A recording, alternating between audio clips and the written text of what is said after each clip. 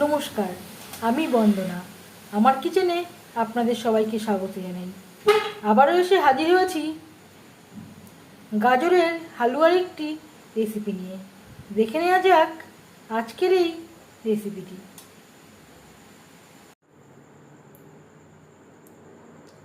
গাজরের হালুয়া তৈরি করার জন্য এখানে আমি নিয়েছি 700 গ্রাম গাজর।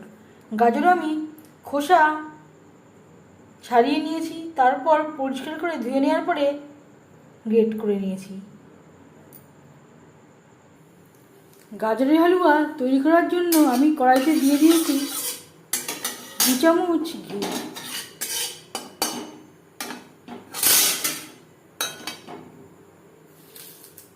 দিয়ে দেব একটা তেজপাতা, আর লাগছে 4টে এলাচ। এলাচ আমি থেতো করে নিয়েছি। যখন এলাচ থেকে স্মেল বেরোতে শুরু করে দেবে, সেই পর্যায়ে দিয়ে দেব গ্রেট করে রাখা গাজর।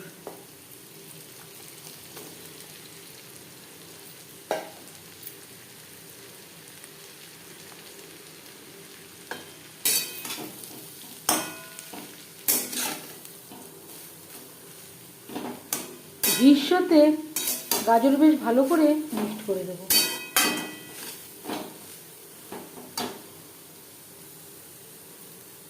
আর লাগছে লবণ। যে কোনো মিষ্টি জিনিসে লবণের ব্যবহার করলে স্বাদের ব্যালেন্সটা আসে। 4-5 মিনিট হাই টু মিডিয়াম ফ্লেমে নাড়াচাড়া করে নেব। 4-5 মিনিট নাড়াচাড়া করে নেওয়ার পর দিয়ে দেব দুধ।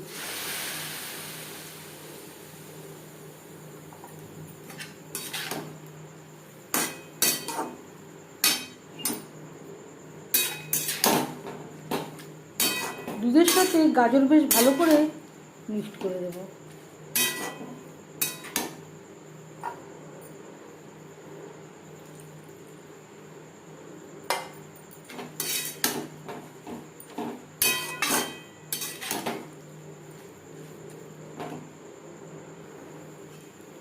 এখানে আমি জল খাওয়ার গ্লাসের 1 গ্লাস মতো দুধ অ্যাড করলাম। আপনারা কম বা বেশি করতে পারেন।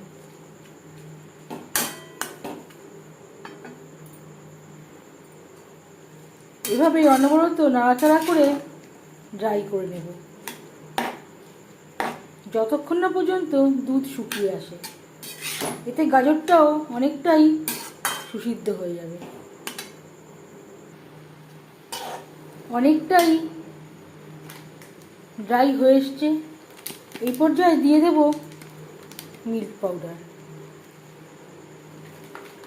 এতে স্বাদের সুন্দর একটা ব্যালেন্স আসবে। মিল্ক পাউডার বেশ ভালো করে মিক্স করে দেব। কিছুটা পরিমাণে হালুয়া আমি উঠিয়ে রাখবো, তারপর আমি চিনি অ্যাড করব।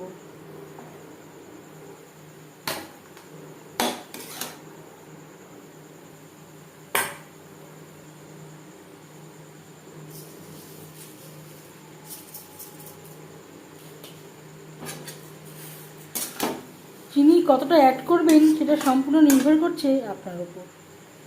যেমন মিষ্টি পছন্দ করেন সেই অনুযায়ী চিনি অ্যাড করবেন।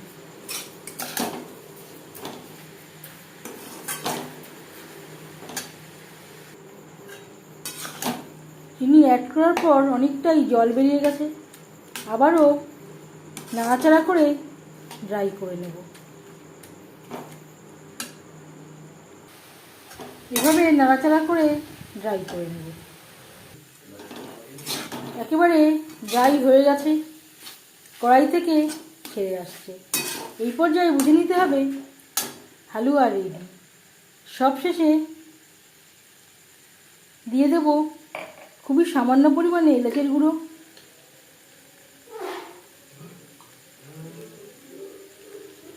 আর ঘি।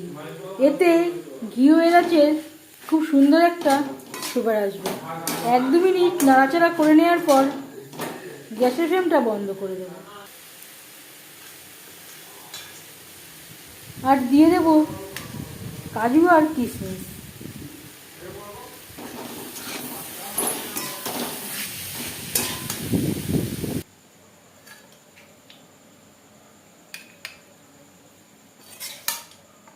এবার যাচ্ছি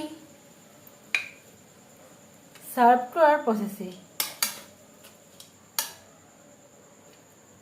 হালুয়ার রেসিপিটি কেমন লাগলো অবশ্যই জানাবেন কমেন্টের মাধ্যমে। যদি এই রেসিপিটি ভালো লেগে থাকে লাইক করবেন, শেয়ার করবেন, সাবস্ক্রাইব করবেন আমার চ্যানেলটিকে, বেল আইকনটা প্রেস করে দেবেন। যখন আমি নতুন ভিডিও আপলোড করব তার নোটিফিকেশান সবার আগে আপনার কাছে পৌঁছে যাবে। আপনারা সবাই অনেক অনেক ভালো থাকবেন।